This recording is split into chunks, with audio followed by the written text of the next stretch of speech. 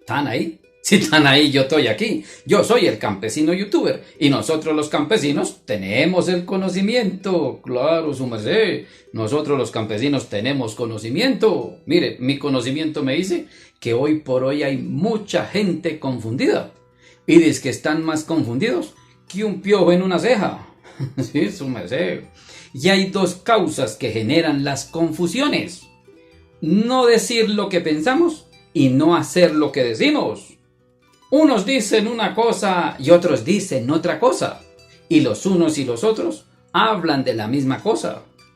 El confunde y reinarás le funcionó al dirigente. Y hoy tienen confundida a toditica la gente. Nuestra mente es programable y se deja programar. Y si usted reacciona, la puede reprogramar. Todos hablan por hablar en el campo y la ciudad.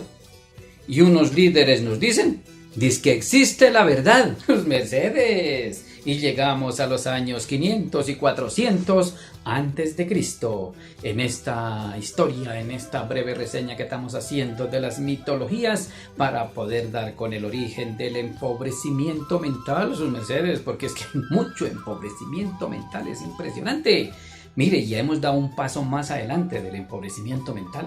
Ya estamos en la pereza mental. Es impresionante, la pereza mental. Y todo porque hemos llegado a un tiempo que tal vez nunca creímos que nos iba a tocar a nosotros. No, esto pensamos que se iba a demorar, pero no. El cambio es hora, estamos en tránsito, ya llegó, ya estamos en un tránsito. Entonces, tiempo de despertar, es tiempo de reaccionar, porque el que no despierta, el que sigue con el empobrecimiento mental y el que sigue con la pereza mental, no sabe lo que le corre pierna arriba, porque en estos momentos hay unos cambios impresionantes en el mundo. No crea que esto es solo Colombia o solo en su familia, no señor. Esto es a nivel mundial, unos cambios bastante graves. Y así que si usted no despierta, pues no sabe qué es lo que le corre pierna arriba. Y entonces nosotros aquí en los capítulos del campesino youtuber pues estamos compartiendo conocimiento y a la vez estamos investigando. Claro, mucho conocimiento. Y por eso hemos llegado en estas historias al año 500 y 400 antes de Cristo. Y por esta época más o menos termina el reinado, el gobierno de los autoproclamados hijos de Dios, los que se hicieron llamar hijos de Dios, los autoproclamados. Y se inicia un tránsito, se inicia un trance, se inicia un proceso de cambio de lo que luego se conoció como el Gran Imperio Romano. Estos romanos que empiezan a surgir por allá por esas épocas de los años 300, 400, 200, pues estaban como en dos frentes. Por un lado estaban los guerreros, los batalladores, los luchadores, los emperadores. Y por el otro lado estaban los patricios.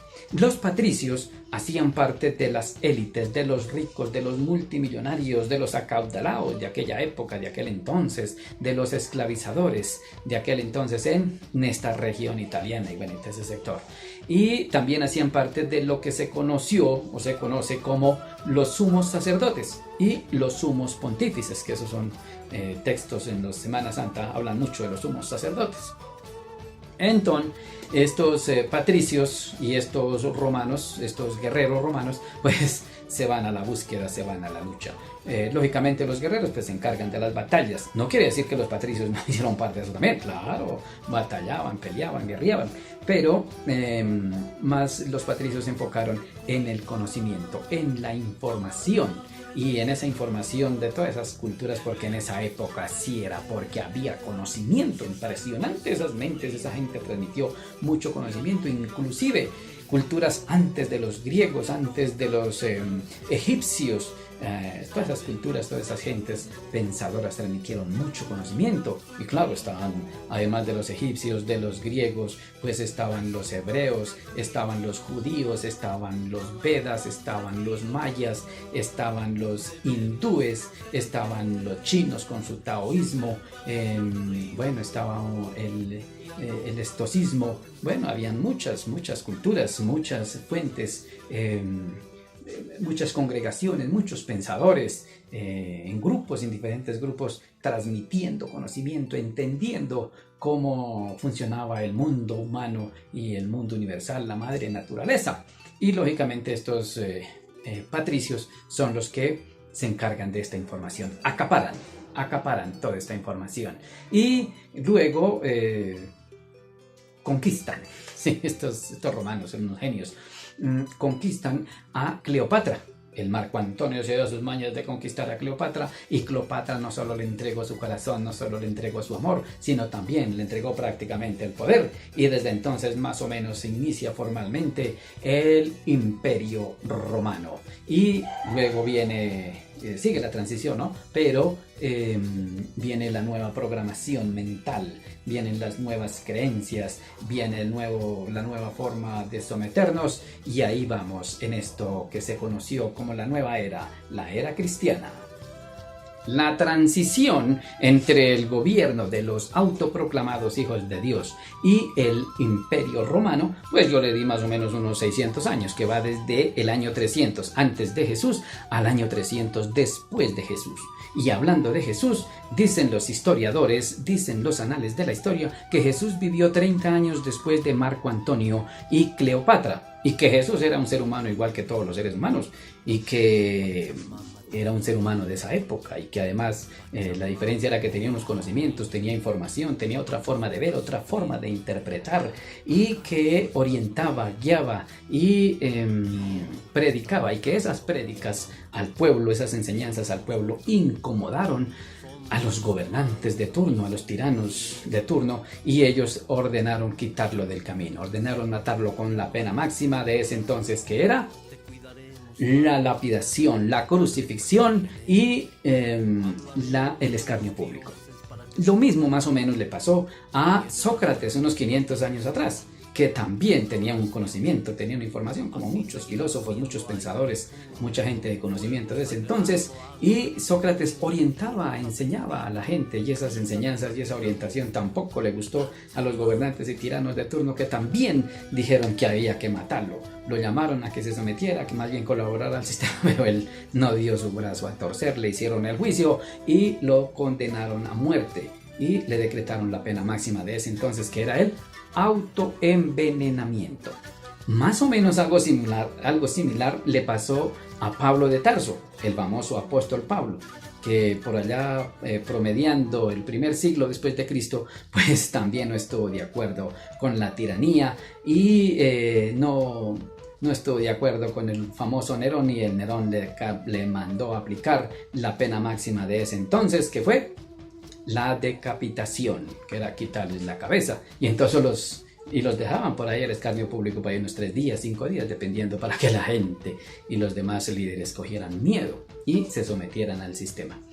Y hablando de miedo, pues los patricios, que fueron los que fueron agarrando toda esa información, pues los romanos fueron agarrando toda esa información, todo ese conocimiento de las culturas anteriores, dicen que un poco desaparecieron, pero que otro poco sí quedó, y que entonces ese conocimiento más se hicieron rodear de los pensadores, de los filósofos de ese entonces, y ese conocimiento lo limitaron, lo dejaron única y exclusivamente para ellos, y que si alguien particular quería adquirir ese conocimiento, pues simplemente lo único que tenía que tener era plata, dinero, riquezas para adquirir conocimiento, y además que estuviera de acuerdo con las filosofías, los pensamientos y las creencias y propósitos que ellos tenían en su proyecto.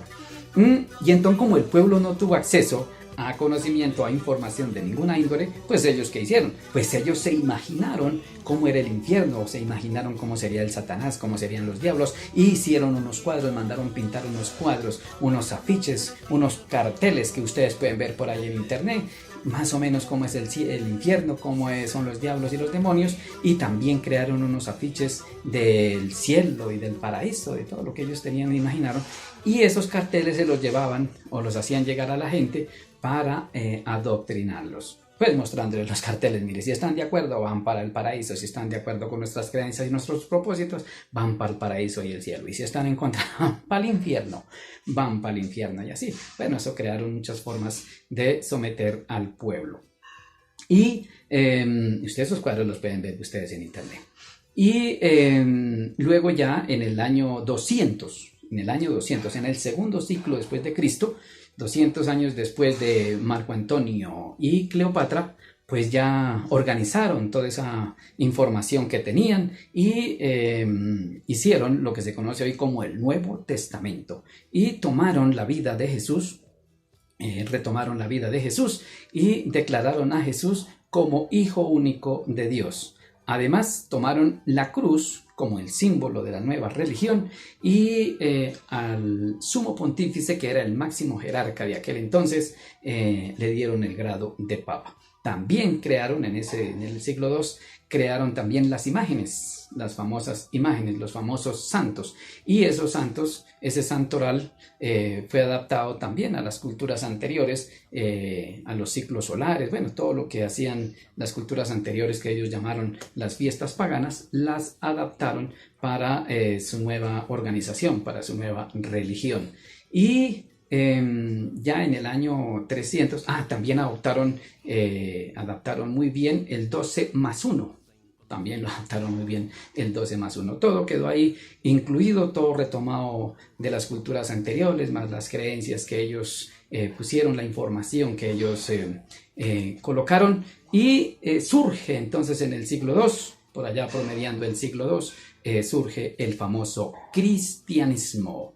Y luego ya, porque eso siguieron gestionando, y en el siglo III, o sea, en el año 325, 330 al 380 más o menos, vinieron las conversaciones, los diálogos, y se pusieron de acuerdo con los emperadores, y por allá, en el año 380 más o menos, declararon al cristianismo como la religión oficial del el Imperio Romano. Y entonces surge ahí la famosa frase católico, apostólico y romano. Los católicos vienen del cristianismo.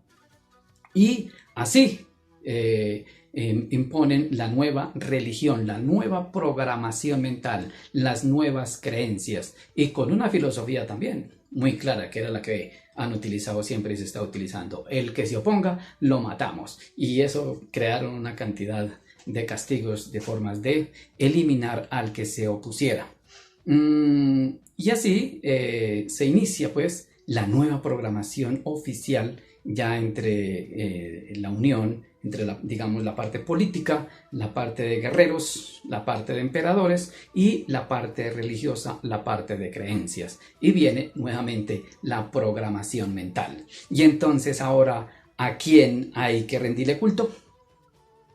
Ahora, ¿a quién hay que venerar? Ahora, ¿a quién hay que contemplar? Ahora, ¿a quién hay que hacerle los rituales y llevarle las ofrendas? Pues a las imágenes, a los santos. Y de esa forma, pues vino la nueva programación mental, que es la que todavía tenemos esa programación mental. Vienen otras formas de programación mental en los siguientes ciclos que los vamos a compartir en los próximos capítulos. Si usted no se ha suscrito a mi canal, pues su merced, suscríbase y compártalo con sus amigos. Estamos compartiendo conocimiento porque estamos investigando y estamos mirando a ver cómo fue la programación mental que nos dieron y por qué es que hay tanta pobreza mental, que ya pasamos a otro nivel que se llama pereza mental. Entonces, su merced, compartan esta información. Yo les doy un resumen más o menos ahí de lo que yo entiendo y lo que yo comprendo y más lo que ustedes saben y comprenden y logren investigar. Pues la idea es despertar. Despierten, hijos, despierten, paisanos, porque la vida cambió.